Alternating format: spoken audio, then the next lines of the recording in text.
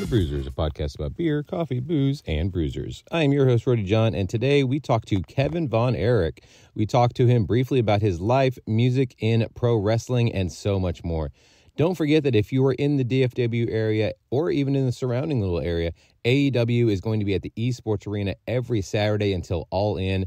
This is such an amazing thing for the city of Arlington and for the DFW area. And I was so happy to actually be able to talk to Kevin Von Erich in person. Literally a bucket list thing that I did not think was ever going to happen. So without further ado, you want to hear from me, you want to hear from him. But first, make sure to sign up for our newsletter.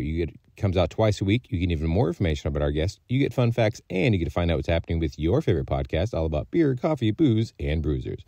So without further ado, here is the legendary Kevin Von Erich.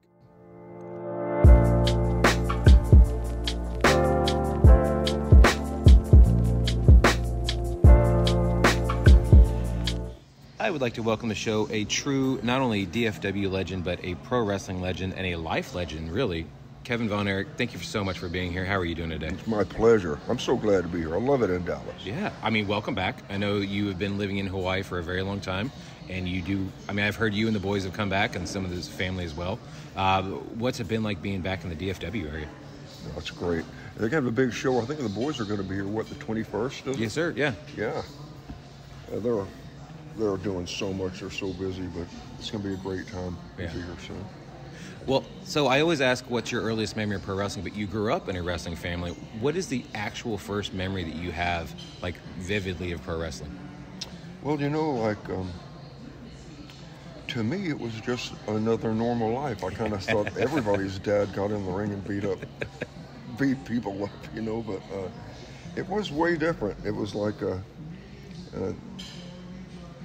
all my brothers, we loved my dad so much. We were a really close family, and so when the matches would be on, we couldn't stand to see Dad getting beat. And when the crowd was cheering, we knew Dad was being beat, and we just couldn't look. So we delegate one brother to watch. Dad's winning, and so we just start watching again. And it was just, I think my dad was like me. It's you realize after being in the business a while that it is a widowmaker. The business is, and the wives suffer and the children suffer when the dad's not there, and so I didn't want to be like that. But I've seen a lot of wrestlers. I did grow up in the business, and my dad was a really sharp guy, and he could see that. Life goes on, and your family's just not with you. It's just another day, and it's just a cycle that's you have to break it if you want to be a man that put your family first. True. I mean, in wrestling, it's hard a lot of times because you're low on money and all, but we just made it happen. We stayed in cheap hotels, and just as we stayed, I tried to take them with me as much as I could so that we'd have that time. And I'm glad we did. And I'm glad my boys look at it that way too, because life is happening fast. And maybe it's more real to me than other people because I've seen so much death amongst my loved ones. But life is happening fast, and it's going to be over soon. And that beautiful baby you're looking at right now is going to change. Yeah. And I just try to tell people, live, enjoy every minute, don't waste time arguing and fighting, forgive each other, love each other, see the best in each other, and because these days are not coming back. Yeah. And it's just something you learn, and now it's something I want to tell people. If you've been fortunate enough to not have people that you love die like this, well, just know, enjoy every minute because it's fleeting and it's going fast. Yeah, tomorrow's not promised. That's right. Yeah. Now, AEW is here in the Metroplex for this week, for basically the next month. Every Saturday, you got something going on. And next Friday is obviously Ring of Honor as well. Now that you've come back to the Metroplex, growing up here, what has it been like seeing the growth? And like we kind of talked about before we started recording, everything is just so busy and bigger here. How are you enjoying just the growth that the Metroplex has been? Wow, it's something else, When I think about how much it's changed just since I lived here, when I was a little boy, DFW Airport wasn't here yet. It was Love Field. Yeah. In fact, I can give you a little history here. Okay. That you know, when somebody dies in wrestling, they ring the bell 10 times. Yeah. You know, it's a real respectful thing. You know, my dad started that. Really? Yeah. He was coming out of Love Field to work in St. Louis, and his was the last flight out when Kennedy got killed, and he was declared dead at 1 o'clock. Right. And so my dad flew on to St. Louis, and they got there, and they had a sellout crowd, and Sam Muchnick comes to the back, and the promoter comes to the back, tells my dad, he said, Fritz, we're going to have to cancel the show. The president was assassinated a little while ago. Dad said, and it was devastating to everybody, you know, the president, but Dad said, Sam, I think it would be show more respect by, instead of just canceling the show, if we all have a moment of silence, a prayer, and we ring the bell 10 times slowly when we're thinking about. And it was a great idea, and it was respectful, and it came off so well that it's still to this day they do that. Right. But I think in the back of my mind, my brothers and I knew that my dad really was he was a smart man, but he was also didn't have to give that money back. Of course not, yeah. It's a lot of money to give back, especially in St. Louis back in the day. Yeah. Kiel Arena. Now, speaking of things you guys started, you guys were the first ones to do music for entrances, which now, if you don't have a music for entrance, it's actually the opposite of normal now. Mm-hmm. Everybody has got, I mean, especially now that things are so, like the glass break for Stone Cold, the Ultimate Warriors, everybody's got their music that they just were like, boom, identifiable with them. Who really kind of came up with that idea? And obviously it took off bigger than anybody ever thought it would. Well, this is a little more crazy wrestling history, but Michael Hayes and I used to be tag team partners. Oh, wow. In WTBS in Atlanta. And we were coming to the ring, and he was Freebird Michael Hayes, and I'm just Kevin Von Erich, you know. I don't wear silk scarves and swish around like that. No glitz and glamour for you. Yeah. You know, so, but he played Freebird going to the ring, and it was just, as going to the ring with Michael, and I just pictured what we could do if we, because my brothers and I had this unique situation where we were young guys in this world of old men. Right. It was, and as far as we wanted to change the entrances up, we wanted it to be like a concert, you know, with the lasers and the good sound, and then the NFL, we like those slow motion collisions, you know, and like show that. And so we wanted our show to have some of these groundbreaking new things that happen in television that people didn't really have, and so we were able to do a lot of things that were first because we were young kids that were hungry, and we loved making a good TV show and watching that rating go up, and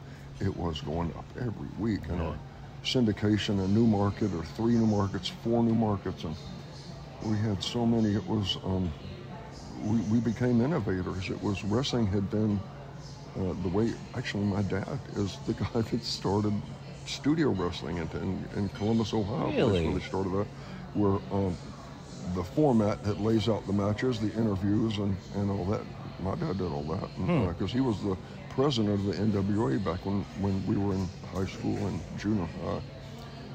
He was the NWA president, and it was just like an offer for us to be able to, okay, you think you can do something different? Okay, let's do it. And we could, because the other wrestlers, a lot of wrestlers were old men back then, and now our guys were young athletes. You were the new generation coming through. Yeah, and it was made for great TV, and we also laid them in. We hit each other hard, you know, because, you know, we're paid well, let's earn it, you know, and we got out there and had a good match, and when you put all of yourself into something, well, then you're able to get more out of it, you know. You can only get out of something what you put into it, you know. And we were just really pouring our guts into those matches, and the ratings were climbing and going up and up, and we and then with the fans and the girls, they just kicked it over the top, you know. Now, music is, to a lot of people, a time machine. You can hear a song and it takes you back to a certain place. It brings feelings back. It does, you know, it does all kinds of great things. What does the song Stranglehold, where does that take you? What is the first memory that kind of comes back? Well, it's got a really good solo in it. Oh, it's amazing. I had it on the gym yesterday. It was awesome. That's what I really wanted to come to this ring to that solo. Oh. But, that was so good. But to me, I heard the song and I thought, I had a hold at the time where no one else did my body stranglehold. Right. I'd shoot a guy on the ropes and I'd catch him on the run and clamp my legs around him and squeeze, and every time he'd exhale, I'd hold it where, I could really put the heart on you, And so I was calling it my body stranglehold, and the name of the song is Stranglehold, so it kind of worked easy like that. And I kind of picked the music for my brothers, but Kerry picked his own, so that was Tom Sawyer. Right. He had a great song. Oh, it's so awesome. Kerry picked that. I love that. And now Dave didn't have a head for music, and so he put that song on. When I die, I may not go to heaven. Oh, Dave, not that one, please, because you need it to kind of have like a contained energy, kind of like with a. It's usually within like the first 5 to 6 seconds if you haven't really got them. Yeah, you've got to have the first 5 is an interesting sound, and then a crescendo with violent explosion of music, and then spotlights kick the door open. It's a great opening, but not when I die. So I said, let's. There's a song by Thin Lizzy called "Cowboy Song," Dave, and it's I'm just a cowboy, lonesome on the trail, and they go. Yeah, I love it, Kevin. All that country. I said, tell you, but we want the people to be excited and jazzed up when you hit the ring. And he goes, yeah, you do your way, I'll do mine. I said, all right, baby. Which is funny because that song's now played at every Texas Rangers game. So is it really? Yeah, every game. Yeah. Texas Inc. Texas Rangers every time I believe it's every time they win. Cowboy song. Yeah. Really? No, the first one. The one when I die, I'm going to go down really? to Texas. Yep. Chuck Morgan will play that every time. I think Dave met Tanya Tucker, and they were in a town together, and they got along or something. I think that's why he did it. Oh, I mean, I imagine. Yeah, that would be so much fun. Now, we kind of touched on Michael Hayes earlier. Did you even imagine that Michael Hayes would be one of the most important people in pro wrestling when you were teaming with him back in the day, or even going against him back in the day? Michael Hayes is like he's a real artist. He is. He's like. He lives life to a different drummer. He really does. He's his own man, and I don't know anybody else like him. But he was just made to be a freebird, made to take care of those other two, and he can talk. And what an interview he put out there. He was just so good. And but the thing was, in wrestling, you want a guy that can talk like that, but is also an athlete and can dazzle people. Well, Michael had those one really good gift. He was really taught, but he didn't have the athletic ability that a Terry Gordy or Buddy had really. Both of them were agile and strong and quick, but Mike could talk. And when you take those two guys and put them with Mike talking, it just made for a great show. In fact, after the Freebirds, we wrestled,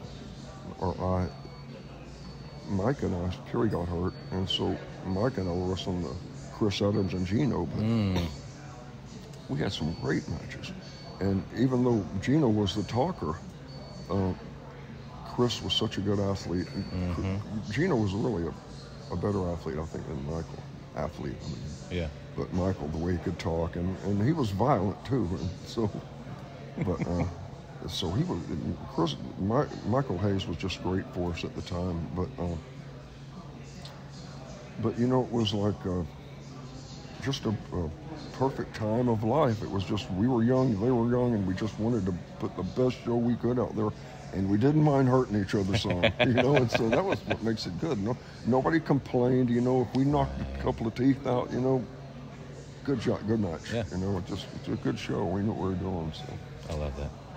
Now, as much as things will always get better and progress, and the way the business has progressed, and obviously the partying has gone way further down, and people are being a lot more safe, and the concussions are becoming taken care of. Is there something that you kind of see in the current product that you kind of wish would go back to the way it was back when you were wrestling?